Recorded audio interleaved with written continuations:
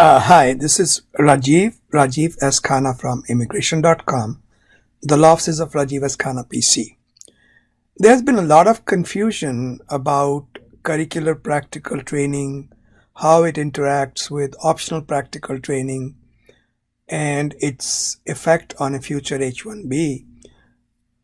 We've had questions from employers, we have questions from students, and like I said, the confusion exists. There is a lot of it, but it is because the regulations are so sketchy. There is only an outline of what a curricular practical training is supposed to look like. Everything else is left to the imagination and creativity of the schools. So let's begin. Go to my blog on immigration.com right here, and in the blog, if you go to immigration.com, go to my blog, and go to the entries. There are two entries which are relevant. One is H1B and CPT, and the other one is curricular practical training. Let's begin with the curricular practical training entry. The problem has been created because the regulations are extremely limited. There's not a detailed description what a CPT program looks like. So my blog entry on CPT begins by showing you the difference between curricular practical training and optional practical training. The CPT is supposed to be directly related to your major. Now remember, when we say major, not your minor. So if you have a minor in economics and a major in information technology, you can only get CPT for information technology. Is it written in the regulations? No, but it has been inferred from this language which is actually there in the regulations. The training must be an integral part of the school's established curriculum. Now this applies a lot more strictly to day one CPT. What is day one CPT? Day one CPT simply means that instead of waiting one full academic year, which you normally would, to get curricular practical training, you can start with your practical training from the day you join. So they call it day one. That's what it's called in common parlance, day one CPT. And in order for you to be eligible for day one CPT, the following conditions must exist. Number one, it must be a graduate program. Number two, the school documentation, whether it is their website or their academic brochures, should clearly show that the training is a required part of your curriculum. You cannot graduate without that training. If those conditions exist, then the last one is that the school will enter into a cooperative agreement with your employer. What does that cooperative agreement mean? Well, that too is left to the imagination and the discretion of the schools. The regulations don't say anything about it. I have seen cooperative agreements that are just half a page long, and I have seen cooperative agreements that are 4 or 5 pages long with requirements that are really odd, in my view. So a lot depends upon what the school does with those requirements. Must be a graduate program, must be required, and 3, there must be a cooperative agreement.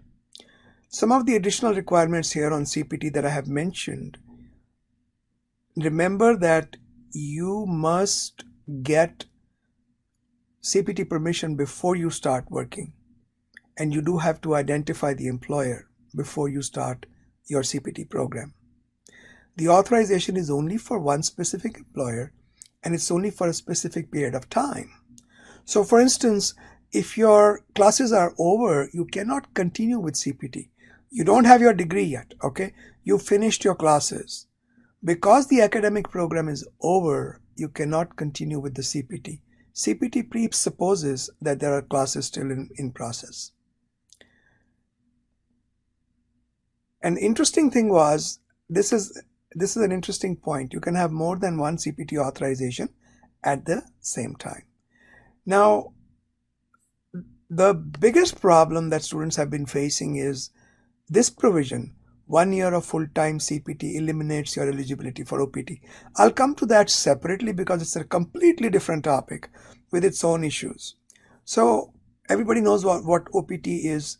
So we now know CPT comes in two flavors. One where you have to wait and 1 year, 1 academic year, and then you become eligible. And then the other one is the day one CPT graduate program with 3 additional conditions. I went over them. They're actually listed on my blog, the entry that I'm looking at. All of this I have already covered. So day one CPT, it covers that over here. Now the part that there's a frequently asked questions here from ICE, which is worth looking at. I think the blog entry is pretty comprehensive, and what I've been doing is when you guys post your questions, for example, there was a question, these are comments, using CPT while awaiting OPT EAD. So I noted here, you asked me a question, I gave you the answer. Whatever answers I know, I'm putting them down. So if you leave a comment here, I hope to be able to answer your question. Now the last one, comment, that's the one I want to now address, which is the more important part, because most of this CPT you already understand. The difficulty is, what is the interaction between CPT, OPT, and H1B? So this student left a message saying, hello Rajivji, I'm quite skeptic about this day one CPT, not sure whether it's legitimate. Will it have an impact if H1B gets picked up in the future, etc.? Can I travel abroad? All those options. So I said, look at this link. This is another entry on my blog. As I had mentioned to you that I have 2 entries. So we just discussed curricular practical training.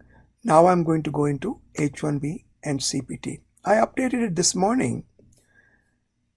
Can CPT be a good way to gain experience in addition to or instead of H1B? So what if I don't have an H1B? Can I use CPT?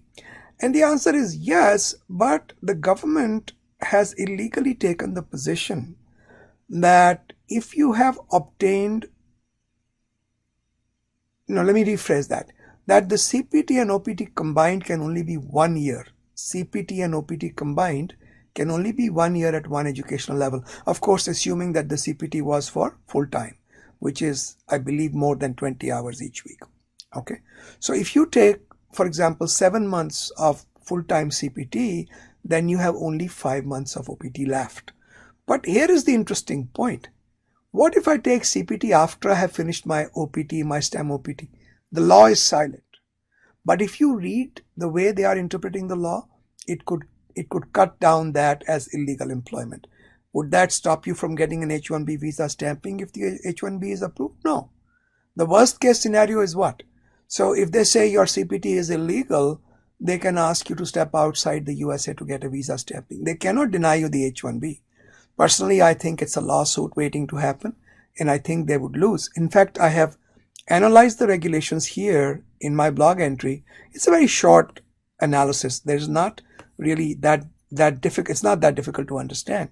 So the way the regulations are written, government cannot read them that way. They say that combined CPT OPT can only be 1 year. No. CPT can be as long as is needed for the education. Okay. So this is in a nutshell where we are. If you have a question, press *5. I'll cover your question. Any question on CPT OPT is fine. If you have a follow-up question, press *5. Okay, it doesn't look like, well, either I'm very clear or you folks are still asleep. Okay, so the bottom line is this, that once you have obtained and exhausted your OPT, it is my opinion that you can still go on CPT if it is an integral part of the education. I would recommend you go to a good school. I would recommend you go to an accredited school. I would also recommend that you pursue your career. So don't jump from career to career just because you want to get additional work authorization. That's not illegal, but somewhere, remember, there is a requirement that students should be bona fide students. You should be honestly having the intention to finish your coursework. So if you go from going to a completely different field just to get CPT, that might not be looked upon very favorably by the government. And while we don't really care to be popular with the government, we just want to not leave anything to chance. That's the only weak point I see if you go into a CPT program just to get work authorization. Okay, so that's all I had to say. I think the blogs speak for themselves. It doesn't appear that there are any more questions, so I will just go ahead and finish this recording. I'll still stay on the line. If you have anything to follow up, let me know. *5 on your phone. So we are resuming the recording. One second. We are resuming the recording because a question was asked offline whether I can hold a full-time job and continue working, going to school. How would that work out? And one of the questions that was asked was, doesn't CPT kick in the middle of the semester? And I said, well, first of all, many schools advise you to start your CPT or apply for a CPT as soon as the session begins. So it's really left to the schools. There is no standard policy on this. The second thing is, if you are taking graduate studies, right? So you have 8 credits, that's your full-time course load. As long as you can maintain your job, nobody's going to stop you from doing it. So this is between the school and you to work out. Ma'am, you were saying something else? Go ahead, please. Ma'am? Is it counted as OPT or CPT? And when we graduate finally, how does it show up in our resume? Like as a full-time job or as a part-time job? Because it's highly confusing. I have heard a lot of people saying that, oh, if you're F1, you cannot work full-time. So that's no, you see, that's why I said it's between the school and you. Let me ask you this question. Okay, very simple question. Do you know that there is 2 kinds of CPT, part-time and full-time? Right? You know that. I'm not aware of that. Okay. Well, you can actually Google it. Every school site, every good school site will tell you. You know, the problem is sometimes the DSOs are also confused, and I don't blame them because the regulations contain 4 lines, and now you are supposed to construct an entire plan around that 4-line regulation. So it's not a very, very congenial situation to make plans in. But take it from me, it is definitely there. It's a part of the regulations.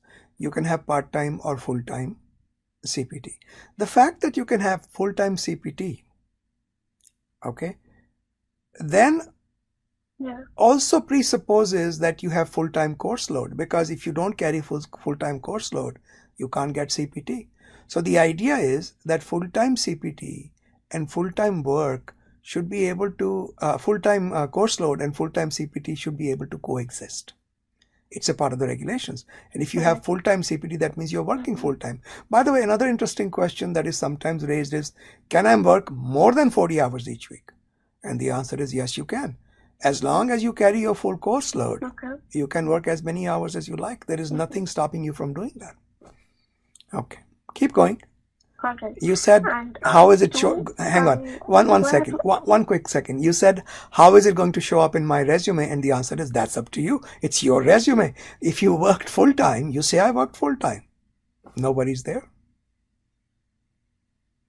Okay. And do I have to apply for CPT when I start with the school year again in August or September?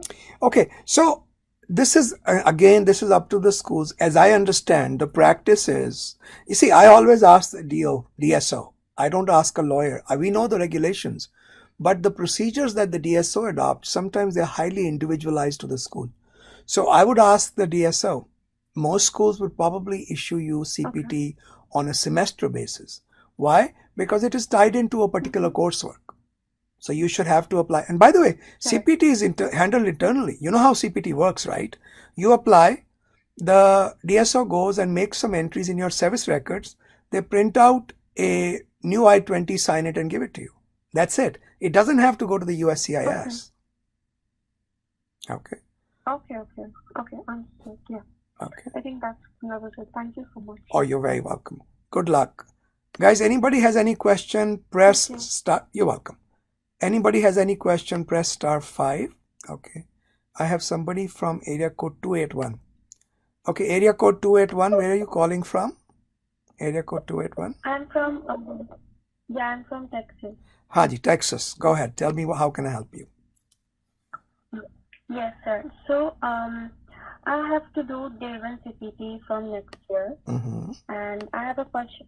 If I apply for H1B, since my H1B has 3 exhausted attempts are over, if I apply for H1B on day 1 CPT, is that something legal transferring from, I just covered that. Listen to the whole discussion. I covered that. You might have logged in a couple of minutes late. But the idea is, in my view, absolutely, go for it. Okay? So there will be nothing as illegal? Oh, no. Your government could say that they don't accept that as legal. But what is the worst case scenario? You have to go outside for visa stamping. Personally, I think they are just asking to be sued, and they will probably lose because their interpretation that somehow CPT is limited is incorrect. I've covered that. Okay, so just listen to that discussion. Okay. If you still have questions, you can post them on the page itself. I'm going to give you links to the 2 pages, the 2 discussions. One talks about CPT and OPT comparison, and the other asks about the interrelationship between CPT and H1B. So both of these, and they're easy to read. I think so. Take a look and post your question on the page itself so we can create kind of a frequently asked questions on the page. Okay? Sure. Thank you. Good luck. All right, folks. Anybody else has any questions? *5 if you do. I had actually stopped recording thinking that you were all done with your questions, but now if you have any more, you can ask. Very good. Thank you, everyone. I will see you on next Thursday. Bye-bye.